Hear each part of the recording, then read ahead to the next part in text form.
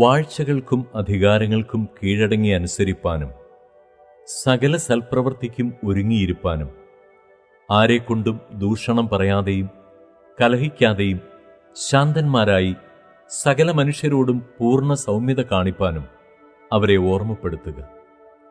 മുമ്പേ നാമും ബുദ്ധികെട്ടവരും അനുസരണമില്ലാത്തവരും വഴിതെറ്റി നടക്കുന്നവരും നാനാമോഹങ്ങൾക്കും ഭോഗങ്ങൾക്കും അധീനരും ഈർഷ്യയിലും അസൂയയിലും കാലം കഴിക്കുന്നവരും ദ്വേഷിതരും അന്യോന്യം പകയ്ക്കുന്നവരുമായിരുന്നുവല്ലോ. എന്നാൽ നമ്മുടെ രക്ഷിതാവായ ദൈവത്തിൻ്റെ ദയയും മനുഷ്യപ്രീതിയും ഉദിച്ചപ്പോൾ അവൻ നമ്മെ നാം ചെയ്ത നീതിപ്രവൃത്തികളാലല്ല തൻ്റെ കരുണപ്രകാരമത്രേ രക്ഷിച്ചത്.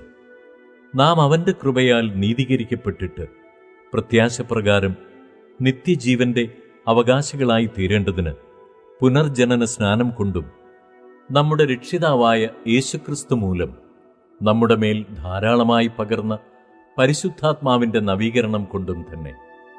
ഈ വചനം വിശ്വാസയോഗ്യം.